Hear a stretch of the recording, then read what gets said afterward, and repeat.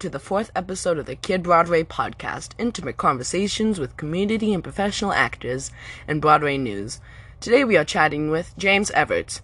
Now please, sit back, relax, and enjoy the Kid Broadway podcast. So James, the first question that I always like to ask my guests is, where are you from? So originally I'm from Los Angeles County, California, technically. I was born and raised in Santa Clarita, which is about 40 minutes north. But I spent most of my formative years, I should say, in Utah. Okay. Yeah. That's cool. And how did you get into the whole theater thing? Funnily enough, my sister dragged me to a rehearsal one day in high school. I did not want to do it. At the time, I was doing track and cross country and stuff like that. And my sister dragged me to a rehearsal because she said people needed to do tricks. And I did tumbling and parkour and stuff when I was younger. And so I showed up and, went to rehearsals, and they had me doing random stuff. We were doing Peter Pan. Oh, that's cool. So really, it was just doing that. And then I did a couple more shows in my high school. And I was like, I think this is what I want to do. So ever since then. That's cool. That's cool. Do you have any pre-show rituals? Well, I have a couple just like vocal ones for the most part. As far as like ritualistic things, most of it is just getting into character. If I've done the work properly beforehand, most of the time I count to myself, and on every finger I'll tell myself something that me and my character have in common. Until I've covered my whole hand, and then that normally sets me pretty good. Another thing is I make playlists for most of my characters, so I'll put music together of what I think they would listen to or what they would like, so that normally sets me up. That's cool. And you were also in Newsies last year with the Candlelight Palladian as Davy. How was that experience? It was amazing. I never worked for them before, so number one, that was really great. They're a really awesome company to work for. And Newsies obviously is a dream show to do. Like, there's all the dancing, all of the music is incredible, and getting to make a character like him, really unique and individual was a lot of fun. So that's really cool.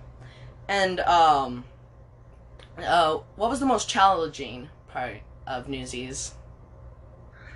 I think probably was putting it all together, I'm going to say, is the toughest part. Not only in the fact of that the vocals are incredibly challenging for, I would say besides Catherine, most of the male parts are really the toughest in the show. I mean, you have the entire spectrum of the ensemble singing anywhere from, like a low C to sometimes high C's in the ensemble track. So they're covering a wide spectrum there, making the acting, significant and believable, taking a story that, for all intents and purposes, could be just really kind of fun and hokey, making it mean something is important too, so that took a lot of time. And the dancing.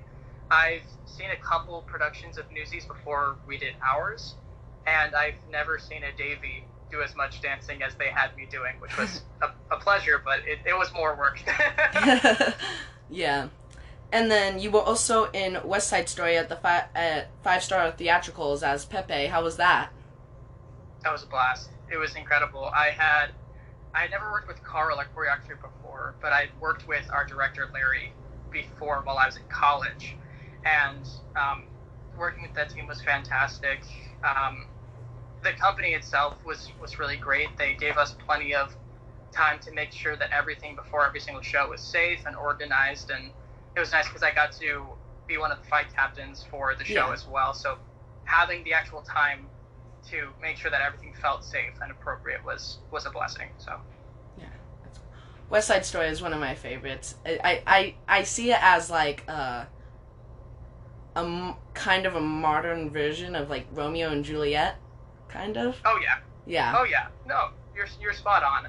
And the love story, I mean, is so familiar in books and movies, and I think that the idea of West Side, especially right now, is still so important, and that was something we talked about a lot with our cast was, you know, the conflict in America right now is still relevant. That hasn't changed, and the fact that we have to come together and work on that, you know, as a whole people is still important. So Yeah.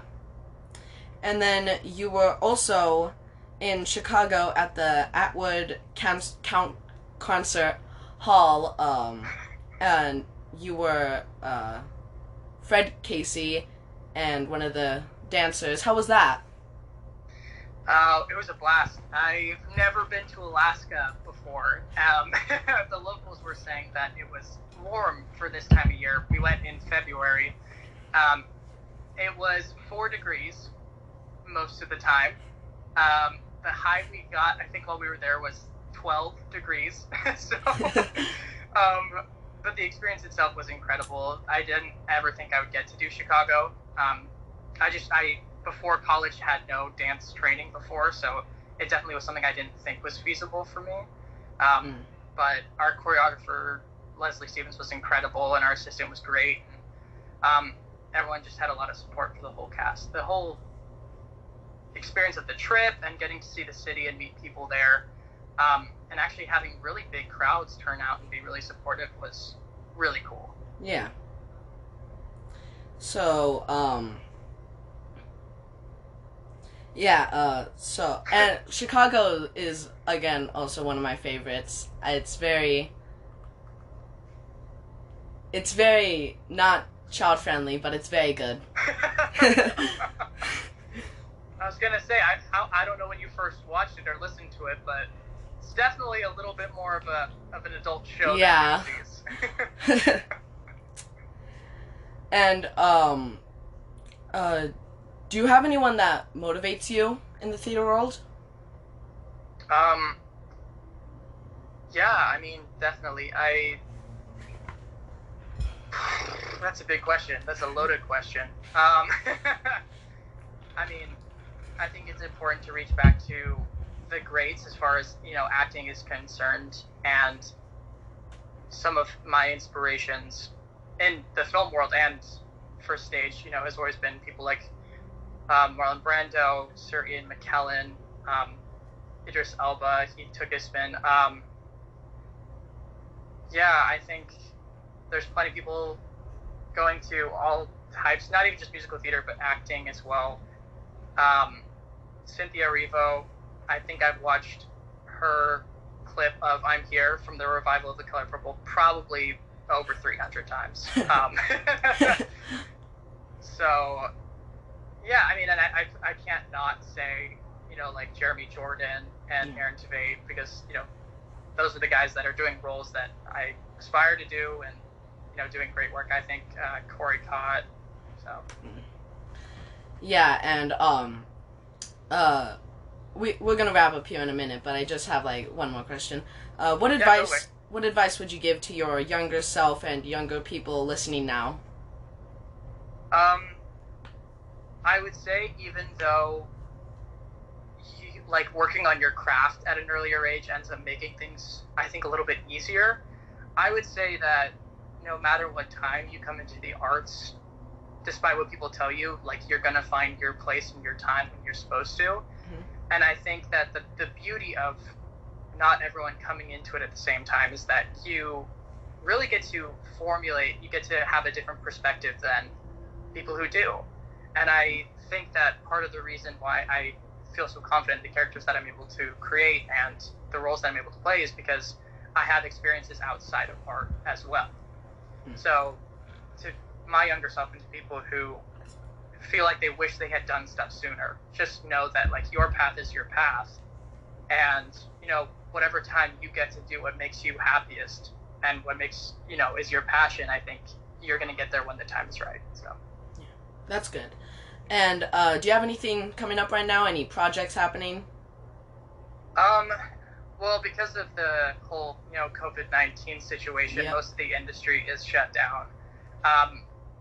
I've had, you know, the benefit of getting to do several readings of some plays and some new musicals that are in the works, which has been nice over the past couple months. I might be doing a couple musical projects in the coming weeks, but it really depends on how the health situation is going to go. So there's one for a project that I did probably 5 or 6 months ago.